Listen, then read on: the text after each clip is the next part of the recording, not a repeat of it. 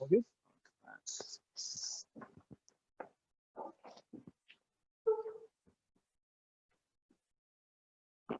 All good now?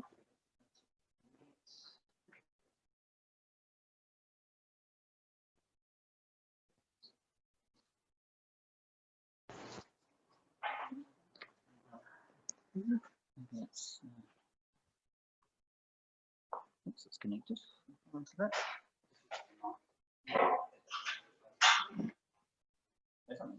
Something. Good.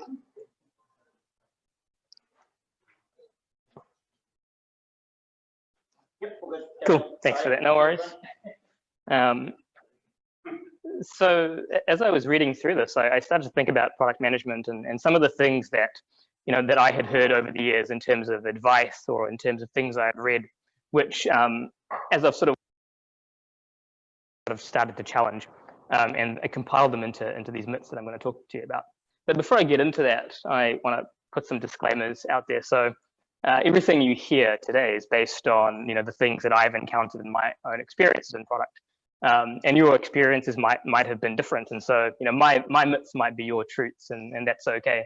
The purpose is to really sort of challenge our thinking and put some ideas out there. Product management is really hard, and there's no one way to do it. Everybody has a different approach. There's no silver bullet practices which lead to the best outcomes. Is to be helpful as opposed to overtly controversial. Though some things might be controversial.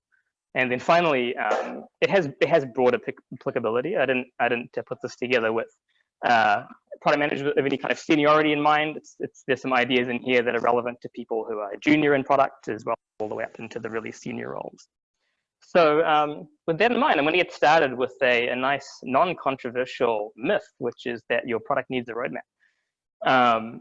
So have you ever wondered where product roadmaps actually came from? Like, what is the origin of a product roadmap? If you don't know, it's okay. Google doesn't know either. I tried to find out using a whole variety of different queries. And predominantly the results are links to product companies trying to sell product tools to product people. In fact, if you want to see search engine optimization and inbound marketing in action, search for the origin of product roadmap. But despite the origins being somewhat unclear, product making roadmap is something that we've all done. And the particular flavor of roadmap that I'm referring to is something which looks like this. It has time along the y-axis. Maybe it's months, maybe it's quarters. Increasingly, more sort of nondescript time buckets are starting to be used, like now, next, and later or future. Down the x-axis, it has a whole collection of categorizations, maybe a team or a product area or a theme, a problem we're solving. And then there's all of the things, all of the things that we're gonna build in order to add value, in order to solve those problems. And there's a couple of things that I always noticed when I would build these roadmaps. And the first is that depending on how long a period of time this is projecting out for, there's a whole bunch of things in the future which we never end up doing. Or at the very least, we don't end up doing quite in the way that we imagined them. There's a whole lot of uncertainty around the future, and rightfully so. And the second observation is that a whole lot of the things that we build don't end up adding a whole lot of value.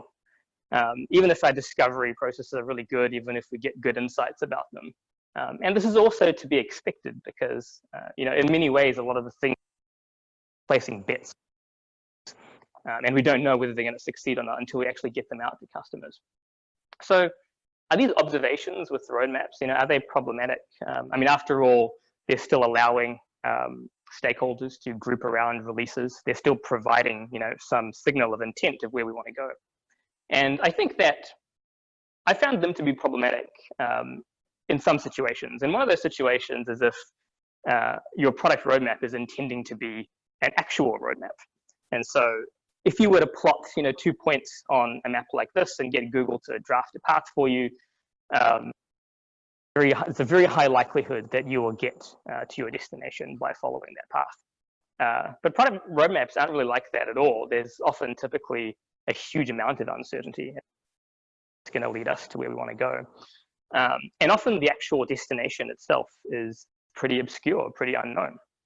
And the reason those destinations are known is because we state them in the form of visions.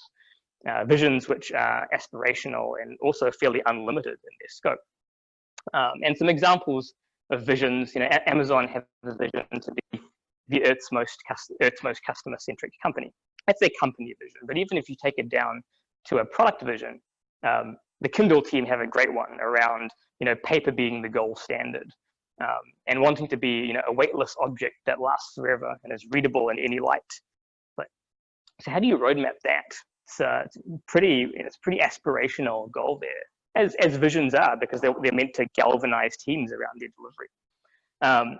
And when we put roadmaps together, at least when I put roadmaps together, there's a whole lot of inputs to manage. We have insights from our customers and our understandings of their problems. We have input from our sales and marketing teams.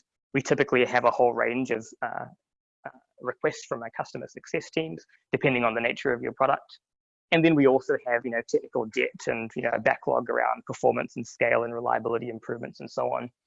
And, we use prioritization models, like cost of delay or RICE or other kind of scorecards to try and come up with a good cost value sort of makeup, rank them.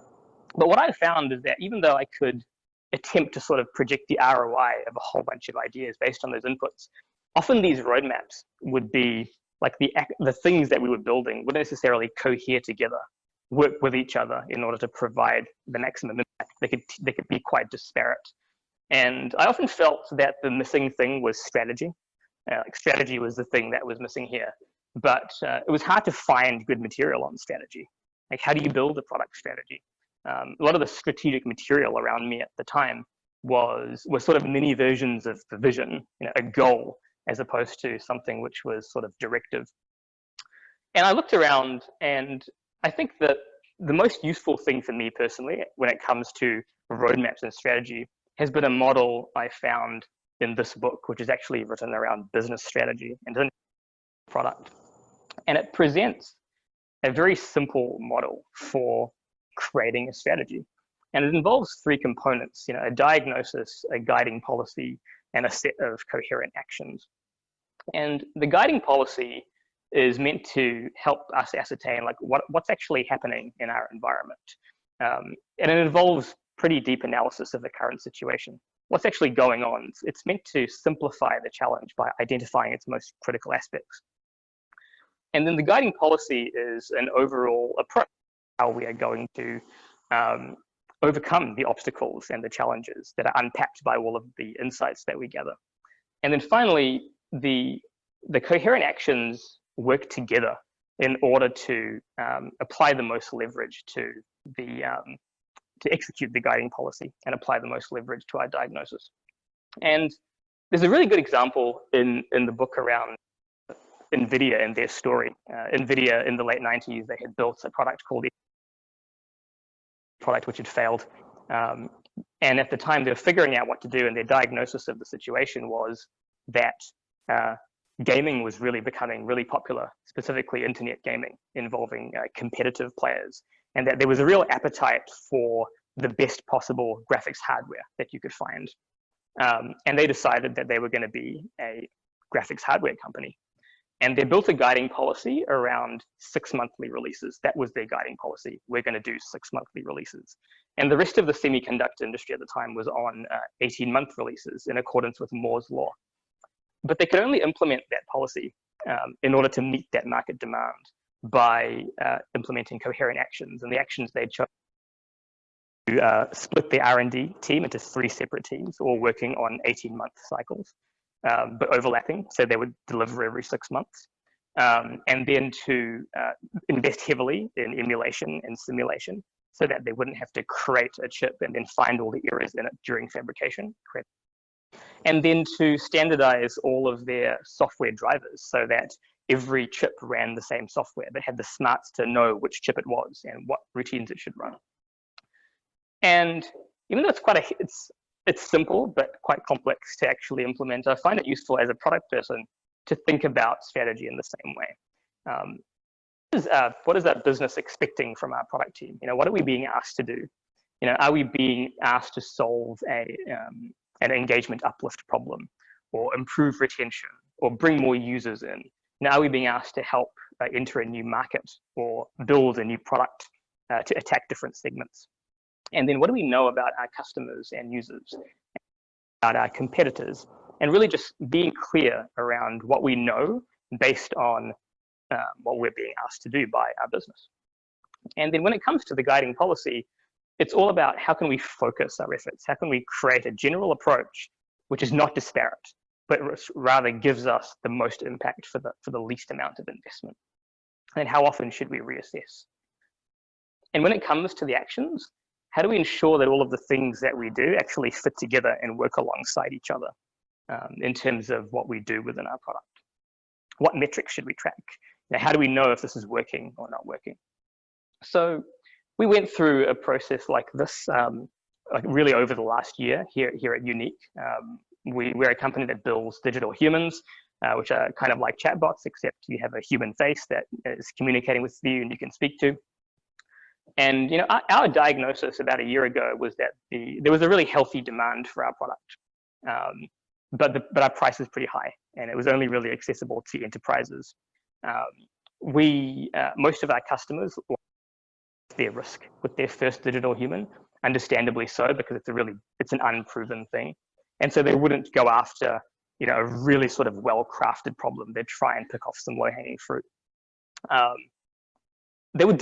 customers would derive a lot of value from being involved in the creative process of actually designing the digital human, and they would build this attachment to the character. But we weren't getting great end user engagement, because end users, they were seeing a digital human doing something which they had other alternatives for. And this was really interesting for us because we could tell that there was this mismatch between our customer and our end user. And we knew that there were great opportunities for digital humans out there, but we didn't have the resources to do a whole ton of internal research to go and validate a whole bunch of different problems. So we selected a guiding policy that was built around democratization. Now, how do we get digital humans across more businesses at a much lower price point so that we can get them used across a whole variety of different uses? And our coherent actions involved allowing customers to self-serve. We recently released UneeQ Creator, which allows you to create your own digital human.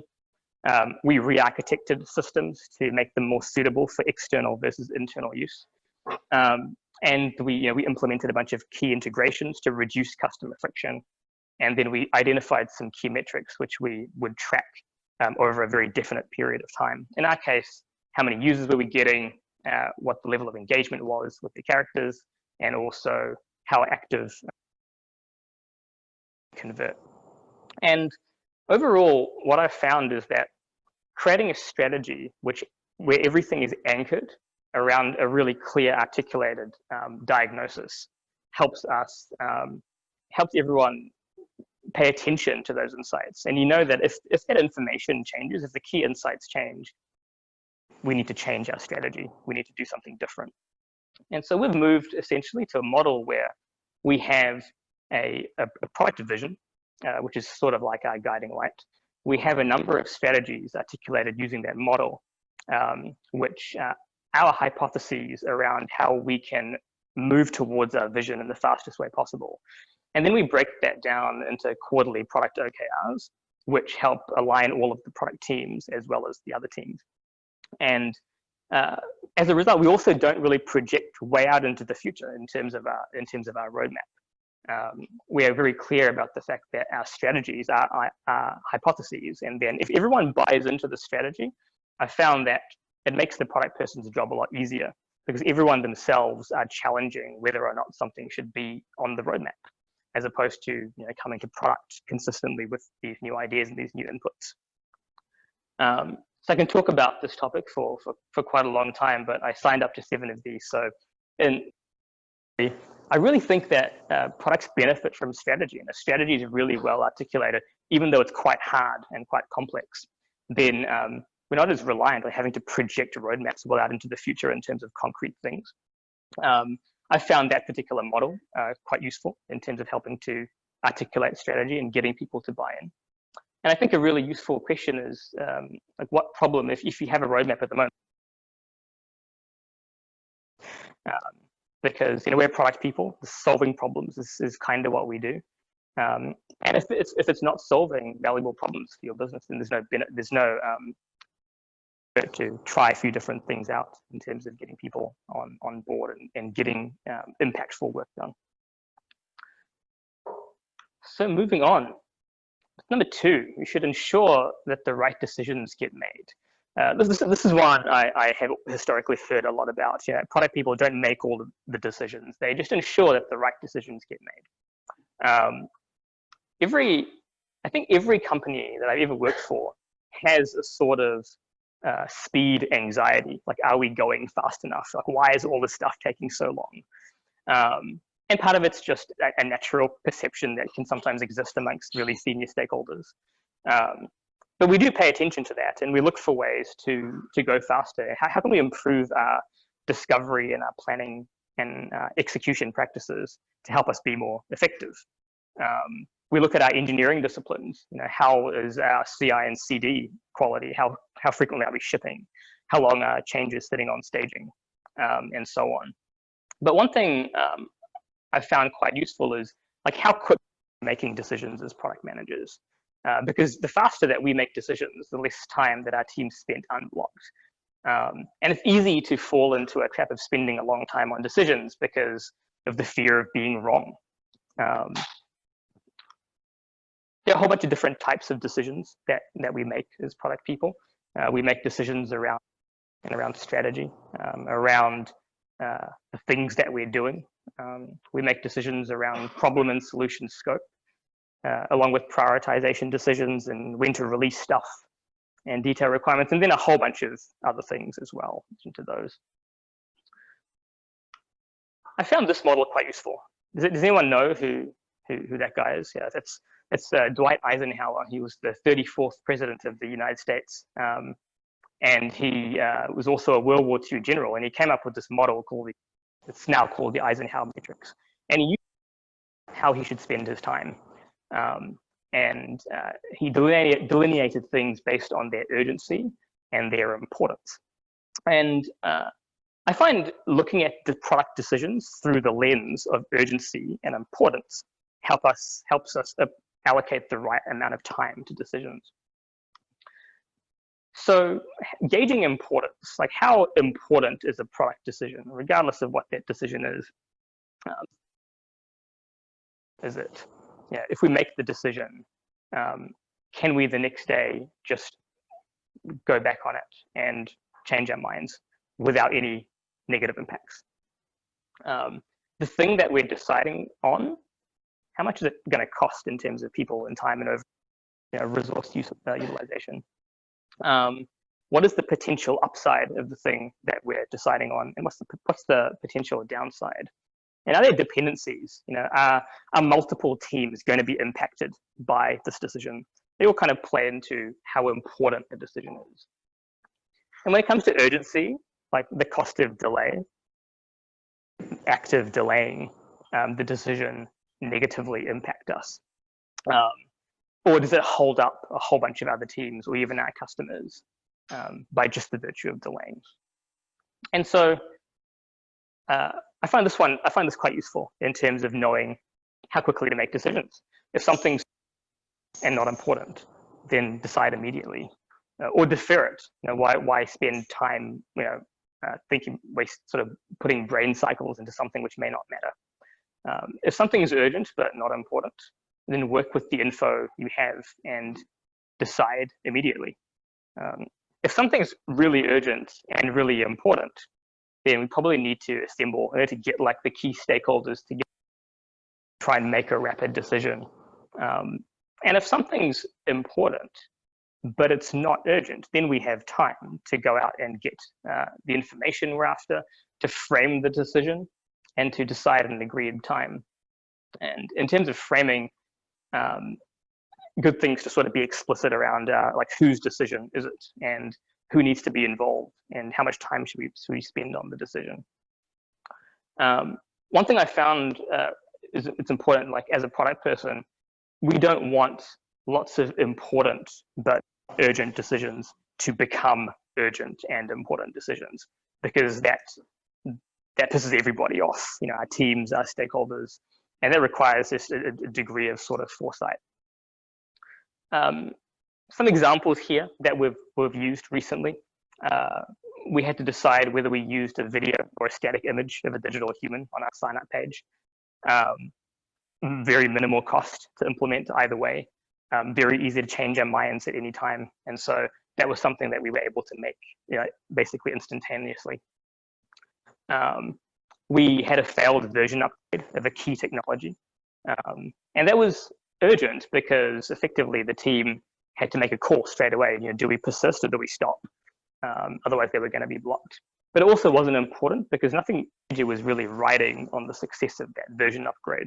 And so we look back on that and we think that we probably actually spent a bit too much time on that decision.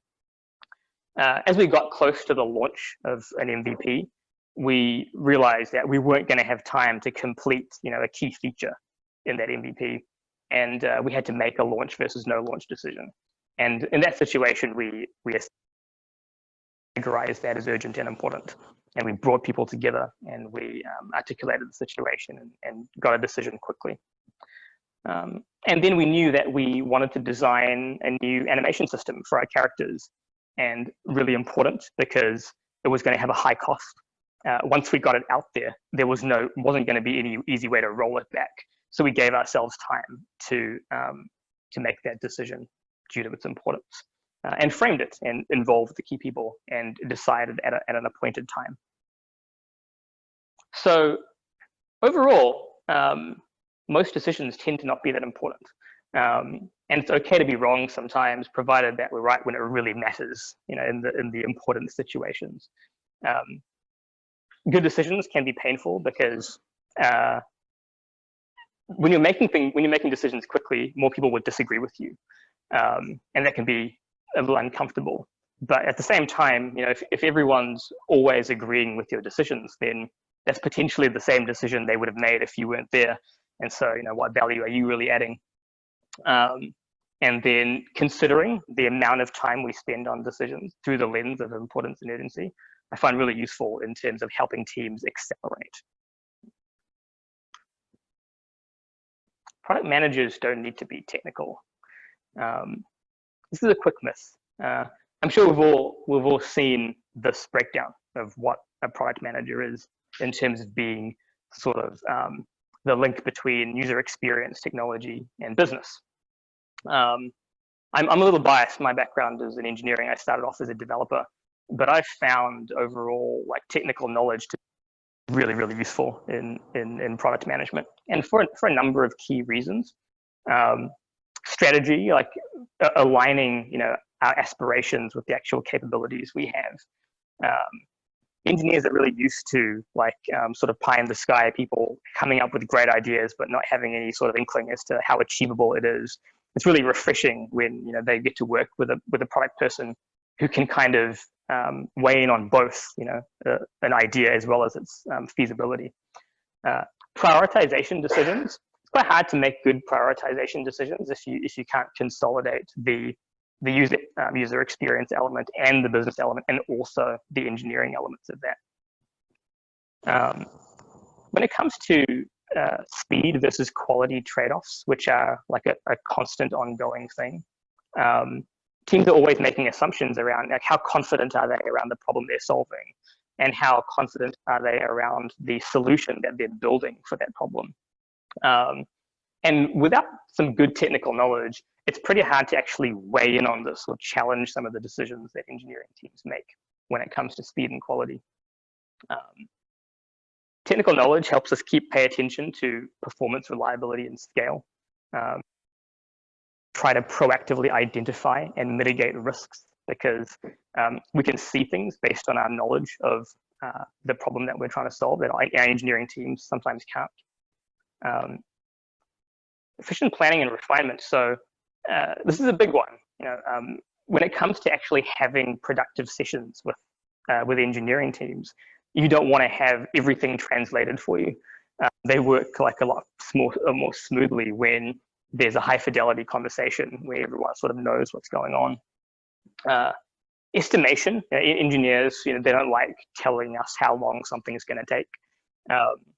But if you can come up with a reasonable estimate, you can go to an engineer and say, I'm thinking 3 weeks, and then they'll tell you, right, everything you wanted to know about how long that's actually really going to take. Incident resolution. So increasingly teams are owning like their products end to end, which means that when something goes wrong, they have to resolve it themselves. And product people can use all of their skills in terms of communication to really help get rapid or improve the resolution times when it comes to incidents. But that does require some technical knowledge. So well and good, but like where should you focus in terms of if you wanted to get more technical knowledge? I personally wouldn't recommend like hashtag learning to code. I don't think like product managers coding is necessarily a high leverage activity in the context of their team. But knowledge of the architecture is really essential. How do all of the various components fit together? The technology stack. Its planning and refinement sessions are all going to be quite difficult to follow if we don't sort of know what's being used in the front end and what's being used in the back end and what's being used for storage and so on. Infrastructure, like what does our product run on and how much does it cost to run it, is really useful if you want to have a viable product. And also knowing like what sort of load variables are going to cause you to incur additional costs as your product grows is something that you can proactively stay on top of if you have a good knowledge around infrastructure. When it comes to key sequences, we will typically have a pretty good view of what's happening with a user as they traverse through a user experience. But if you can also visualize what's happening behind the scenes in the technology and the sequences of calls and the way data is getting moved around, then as a product person, when someone comes to you and they have the ability to quickly visualize end to end the impact of that change across the whole stack and potentially even estimate it, which is a really nice thing. If your product is integrated with by an ecosystem or by third parties, then having knowledge of the data model, SDKs, and APIs is really good. And when it comes to a user's experience, it's not just about the usability. It's also about how well the system's performing, how frequently people are running into errors. And so knowledge of monitoring and logs is also really useful. And so you don't really need to be technical, but I think it definitely helps in terms of the product teams if product managers do have some level of technical knowledge. All right, your CEO, other person more senior than you, who's telling you what to build, can always be managed. So there's a lot of guidance around there on how to say no. Use the roadmap, articulate the trade-offs, do discovery, and it's all really good. It's all really valuable. But I'm sure you all have had this situation where you had a very senior stakeholder and they wanted something, right? And you had to do something about it. And it's never usually a blanket yes or no. It's usually like a kind of yes or a kind of no. This has happened to me numerous times. There's one time where I was a product manager. I had the CEO of the company I was working for. They really wanted something, really wanted something, and they could specify it down to the solution details. And this was communicated to me via my manager, and there were several layers in between, even him and the CEO. And I had a decision to make. The CEO wanted this thing, and I asked my manager, "Do you think we should build this?" And he looked at me and he said, "The CEO wants it." And so I went away. I ended up interviewing a bunch of customers. I was keen to know what the appetite for this was there. I didn't want to just go out there and say, "What do you think about this?" And so I created a survey using a model called the Kano model, which allows you to take a bunch of different features and survey an audience in an interview setting, and then plot all those features out based on their desirability. And I threw this one in there alongside all of the other things that we were planning on doing. It didn't score very poorly. Very well, rather. It did score poorly. And I went back to my manager at the time. I said, hey, look, there doesn't seem to be much of an appetite for this. My recommendation is that we don't do it compared to all of the other things that we could be doing instead. I do know that none of the intel that I collected got passed up the chain, but what did get passed up the chain was that I had said no. And what I did find out 3 to 4 weeks later was that this thing was being built by another team in a completely irrelevant part of the product. Sometimes you just can't say no. But if you can't say no, one mistake I made is I never talked to the CEO. I never went, that is so important to you, right? And unpack that. I was working with third-hand information, and I would recommend just always go and get the context from the source, even if you have to go around multiple levels to do so. Think of it like placing a bet just with somebody else's intuition rather than your own, right? Minimizing the spend is sensible. If you can prototype it without, then do that. But if you have to build it for real, like keep the feature set really small. Idea is to learn. Be optimistic. You don't want to go to your team and say, hey, this is a terrible idea. I don't believe in it. My CEO really wants it. That's why we're doing it. And therefore, here we find ourselves. It's not a great thing to tell to a bunch of engineers who are going to have to put some hours into this. But be honest at the same time. And when the feature does inevitably fail, call it gracefully. Don't say I told you so. This myth I know is controversial, right? Because there are people who fall on either side of the deadline debate. Do you need deadlines or don't you? The arguments against deadlines, estimation is impossible. Good things take time.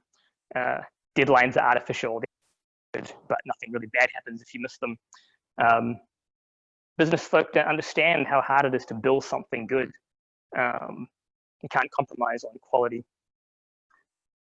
I don't agree with any of those things. I think deadlines are great. And I think the reason why deadlines are useful is it's the old adage, work expands to fill the time available for completion. People don't default to working in an urgent manner. Right? It's just human. Deadlines prioritize validation over perfection. Right? It's easy to fall into the trap of trying to make your product as good as possible. You don't want to release something which is embarrassing, bugs. But the longer you take to release something, the more customer expectations are increasing and the greater your scope needs to be in order to meet customer expectations. And it's always better to try and ship as quickly as possible. Deadlines force us to plan because we've got to work backwards from something and then identify milestones and then give us whether we're not on track. They help teams build better disciplines, especially around scope management and being ruthless around prioritization, which is again not a natural thing. And I think they're also intrinsically rewarding. Marathon runners don't need to be incentivized to beat their best time. They just want to beat their best time because it means something to them. And I think that for me, the best performing teams I've worked with over the years, they all have intrinsic desire to try and be better than they were yesterday. And deadlines help those happen, but there are two flavors of deadlines, right? There are the high stakes deadlines, the ones that really matter. Your window of opportunity for something is limited. At Xero, we had big conferences, XeroCons, on these regular annual cadences. And if you could get your product into a XeroCon and you could talk about it, you got a degree of interest and adoption day one that you just couldn't mimic via the channels. Another one, the complete opposite of that, is your startup's about to run out of its runway.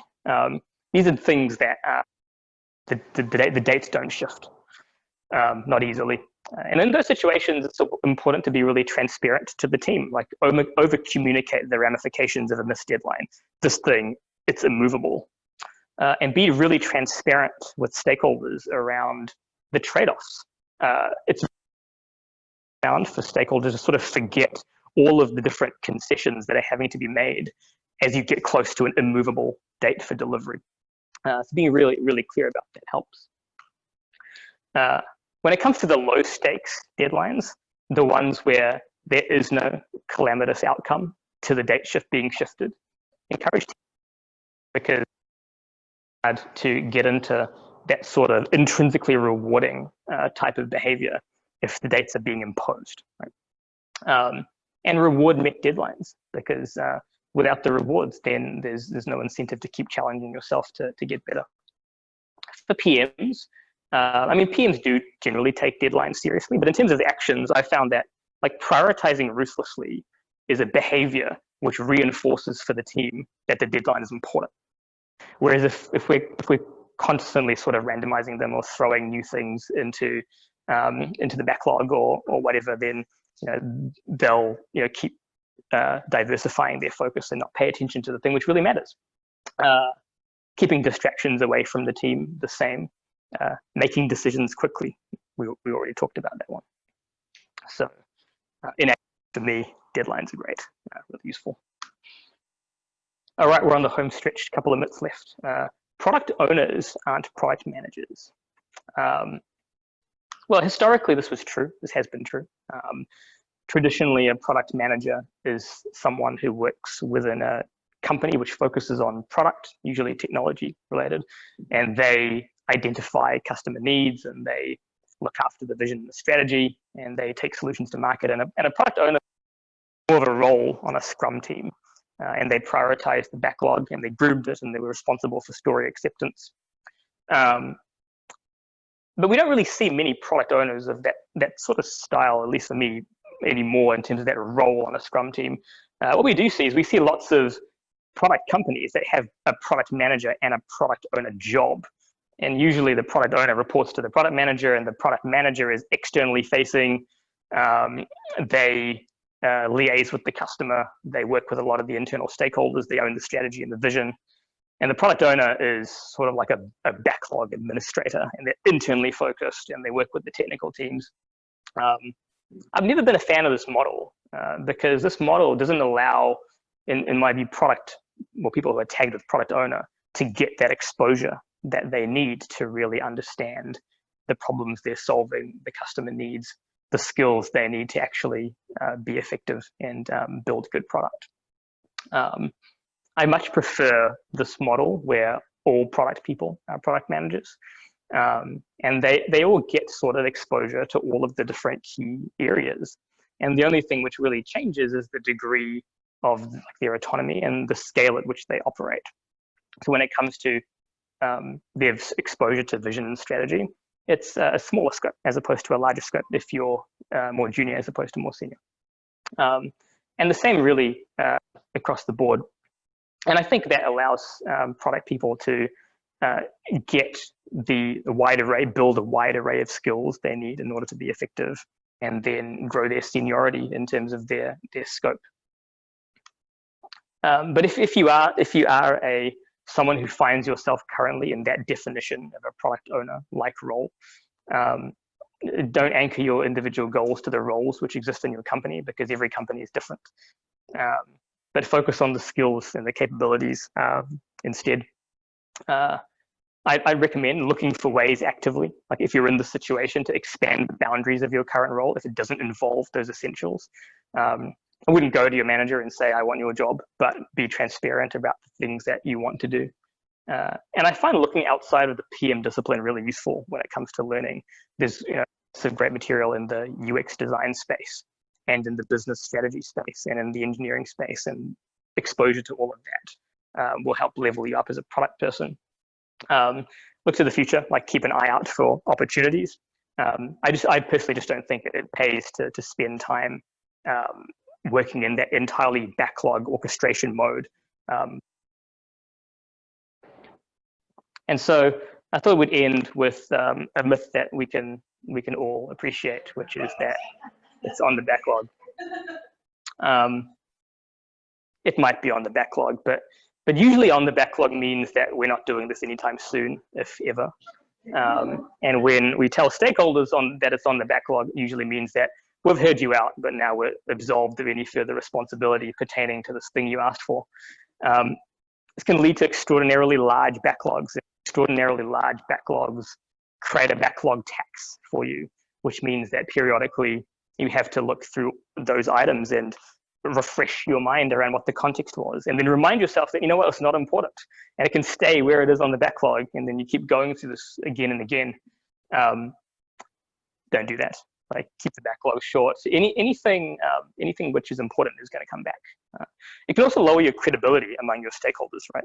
That, because they start to believe that the backlog is where great ideas go to die in their mind. So instead, keep the backlog short. You know, anything that's not going to happen 3 to 6 months, it'll probably come back. I find it useful to keep ideas, feature requests, etc., somewhere else, like a place where teams manage their work items. There's lots of products which also help us do this right now, where we can create ideas and then aggregate all of the feedback coming from a variety of different angles against that one thing, and it can sort of build a bit of a profile for itself. Give people homework. If someone comes to us with an idea, we can always tell them to go get more information, right? And we can keep doing this until we're getting the information that will satisfy us. And if they really believe in that idea, they'll do it. So yeah, I'd like to really thank you for all your time, and yeah, those were the things.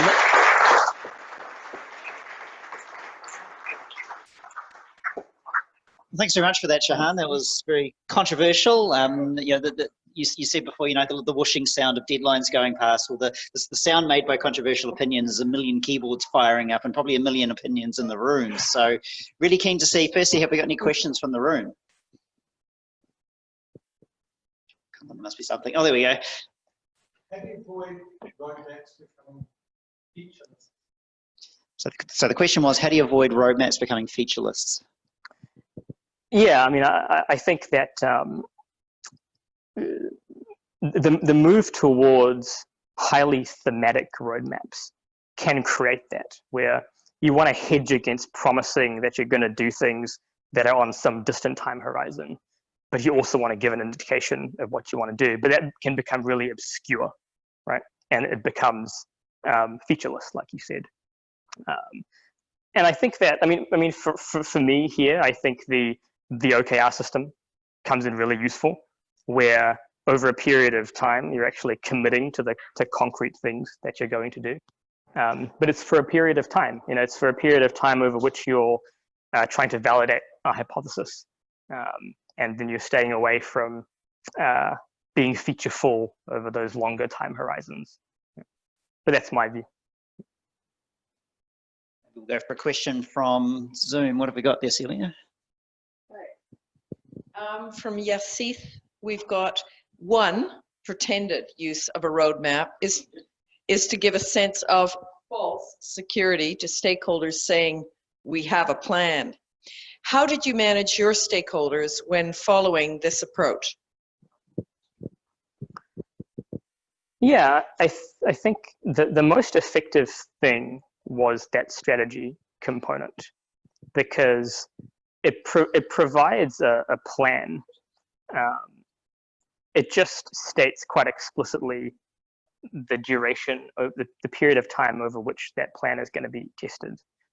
And at that point, like for me, if that's really well articulated and you can get stakeholders to buy into that, like what is this thrust going to be?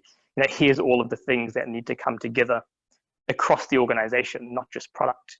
And if they're really interested in knowing what the outcome of the execution of that thing is going to be, I find they become sort of less concerned about like the anxiety of like, why is this feature not out there in somewhere in the future where I can. All right, do we have another question from the room?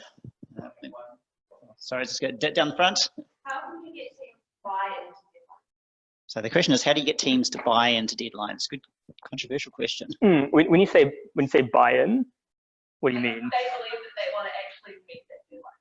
Yeah, I mean, I think that if it's in that category of being high stakes and something calamitous is going to happen or some big opportunity is going to be missed, the only thing you can do is be really transparent, like really honest about all of those factors. Like don't shield the teams. Like, product managers have to deal with a whole lot of stress and anxiety around the pressure that they deal with from others. And teams should be a part of that because they all work together. And when it comes to the deadlines, which aren't high stakes, I think it's all about getting them to set it for themselves. And it's about trying to create that environment where there's a model that's increasing in popularity at the moment, created by Basecamp, called Shape Up. It's got a really good idea around the appetite. So it's not about asking teams how long it's going to take. It's about going, like, what is your appetite for investment in the problem? Like, what's a reasonable amount of time to spend in it? And I think if that ownership's there, there's a higher likelihood that they buy in. Should we go for another question from the Zoom? Yes. This is from Ramanan.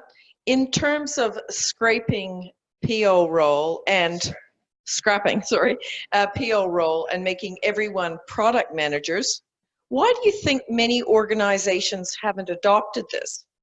What are the benefits for an organization to adopt your proposal? I think that most of the Silicon Valley actually already works using that model. I think New Zealand is probably still immature overall as far as product disciplines go. And I think a lot of the product owner stuff is kind of like a hold, like a carryover from exposure to Scrum or exposure to like the Scaled Agile framework. But I think the demonstration that model works is out there. Most of the large Silicon Valley companies have the associate product manager role, which is an entry-level role out of university. And from there, you level up as a product manager, and you get exposure to the full gamut from the onset. You should hit stop share on there. Just had a request to make you full screen so that people. I don't know why. Hopefully that works. Yes, that's great. Thank you. All right, next question from the room. I think should we go for the question over here? Answered, but it actually relates to shaping. One of the distinctions that we have in our organisation is between product management and product ownership. The reason why we have that distinction is that when we're shaping, we need to be behaving at a high level and I guess a strategic level. If we are at the same time being consumed in the detail of delivering something in a cycle, which may be a consequence of what we just recently shaped, we find it very difficult to get out of the detail of getting maximum output from that cycle and working on the next thing. So I'd be interested to understand how you manage that, maybe with the associate role. Is there a way in which you're commissioning the associate product manager to be more focused on helping with the delivery while the more senior is spending time on the shaping, or how do you create that? How would you engineer that outcome so that there's still time to plan? So the question basically was, how do you get into this, out of the situation where you have a product manager who's at the strategic level and a product owner role which is at the more tactical level, but if you have a single human, they have to range up and down there, and how do you practically manage that? Yeah, I mean, it's there are details of your organization structure which I'm not familiar with, right? But like for me, even someone who's a more junior product manager should have exposure to shaping, and when it comes to all of the different shaping activities, not all initiatives are equal, right, in terms of their importance strategically to the company. And so I would say allow the more junior product managers to shape the smaller pieces of work, and in terms of your senior product people, they're shaping the larger pieces of work. I'm pretty sure Ramanan asked me that question just to wind me up, because I have many reckons on this topic. There's a whole blog article about it. Come and talk to me afterwards if you'd like to read that blog. All right, next question from the Zoom. Yes, it's from Jeff Wilson. Do you see any overlap between project managers and product managers these days, or even growing? What might a traditional project manager focused on the internal team need to get better at to get more into the product manager space? Yeah, great question. I think that product managers should absolutely be great project managers. Right? I mean, project managers get a bad rep, right?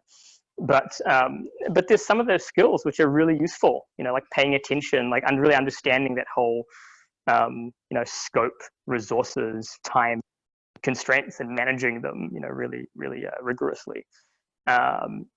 And so I think product managers should have project management skills. If you're a project manager, I think there's a lot of stuff around really get involved in understanding the problem and being involved in identifying the solution, which they typically don't have a huge amount of exposure to because they're managing the project from a resourcing and time frame perspective. I think the only way to get exposure to that side of things as a project manager is to stop being a project manager and try and find a product owner role or a product manager role somewhere. Or alternatively, and I think business analysis is a pretty good, it's not quite the same, but it's a pretty good way to try and transition. All right, next question from the room. Ships at the back. On the topic of junior peers, how do you empower them to take less of that backlog or backlog administrative role and more of that shift manager responsibility? And I guess the consequence of that is who then owns backlog, if it's a single person, a team, how do you empower to make that cultural? So the question was for the junior or associate PM role, how do you move them out of that backlog administrator role and into being the shaping role, and then who's doing the backlog administering after that? I think it depends on what's preventing that person from doing that right now, and whether it's whether it's sort of built into their role that they can't do it, or whether they feel uncomfortable doing it. And if it's built into their role that it's not what they do, then effectively the definition of the role needs to change, at least in the context you're in, right? Even if not formally across the whole company. If they're apprehensive about doing it, then just ask them to do it. Give them the responsibility, and I think people will surprise you when given that opportunity. In terms of the ownership of the backlog, I'm not really sure, and I also kind of don't care. I mean, I think ultimately if a team is really engaged in their work and they're getting stuff done and they're shipping and they're delivering value, like the status of the backlog and who manages it and how much details in there has never really bothered me personally. All right, we'll take another question from the room. Thank you for the talk. So I have a question like, how do you see the product management being different from when you get some requirement from the client? If you want to build this, can you help us building this? And when you have your own idea and you want to build that product, and it's a like early stage startup where you have to build your idea. You are just a market validation. You have got like some validation for your ideas. How do you see the difference? And how often you should validate your idea? Because customer expectations are changing every now and then. You tell them that this we have done, they will come up with more expectations. So how often you have to do that? And what's the difference between these? So the question basically was, as a product manager, how do you take an idea that's come from a customer that you might want to build versus an idea that you've had yourself, and how do you get those validated, and then how do you keep on validating it because customers keep on changing their minds? Yeah. Thank you. Yeah, a big, an interesting question is how many customers do you have, right? Because if you're really early stage and you have a handful of customers, then you're working with them extraordinarily closely, right? And it's in your best interest to make them successful. Because if they don't buy into what you're doing, it's a really expensive process to be that close to your customer, right? And in terms of the reassessment, it's just like constantly. If you have lots of customers, and that's in the hundreds of thousands, then that approach doesn't scale anymore. And so you're forced to figure out ways to like do research where you're getting samplings of information because you can't talk to all of your customers. But that's what research is all about. There's like this constant engaging with a sample set of your customers, a different sample, not the same each time, collecting intel and then figuring out what you should do strategically. And I think that whole notion of research should be continuous and happening all the time. I don't think you can come up with an idea and then go get research about the idea and then build it. I think research is this way of unpacking information about your customers constantly and then responding to that. Okay, we've got another one, the last one actually from the online. How do you handle the situation, this is from Tej, how do you handle the situation when product manager's time and availability is limited to the tech team on a daily basis? Yeah, I think it depends on, you know, what are the things which are causing that to be the case. You know, maybe the product manager is spending all of their time writing stories and managing the backlog, and they're just not spending their time appropriately, maybe, right? Or maybe the product manager is really, really busy because there's just one of them and there's like a gazillion engineers, right? And startups, I think, hit this point where they have this one person who's like, you know, doing all of the product and then a whole bunch of people executing. So I think it really, the answer depends on that. Maybe it's changing the way they work. Maybe they need help and they need to, you know, it's time to grow the product team. Yeah. Right, we'll take last question from the floor. So hand up at the back.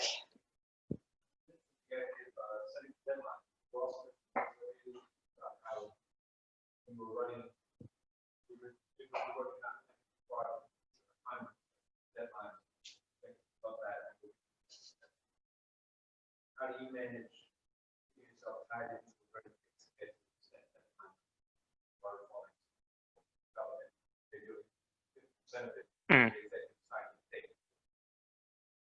Yeah, That's a wonderful question, which was basically how do you stop your execs from getting addicted to deadlines once you give them a couple of them? Yeah, here we find the OKR system useful because you're only really trying to project over, at least for us, a 3-month period because we reassess every quarter. And then each of the key results have a target completion date, which I guess is a deadline, right? But at the same time, the OKR scoring system is such that it doesn't expect you to finish everything, right? And if you're hitting like if you're scoring at a 7 out of a 1, like on a scale of 0 to 1, and it's 0.7, that's a great result. And if you're scoring a 1, you knocked it out of the park. And if you're scoring, you know, like minus, you know, below a 0.5, then you're probably not making great progress. And I think that if teams are constantly hitting everything and scoring 1, they're probably not being, you know, they're being too conservative. And I think if executives buy into that idea, then it works. Yeah. All right, thanks very much, Shehan. No worries. Well done. Yes.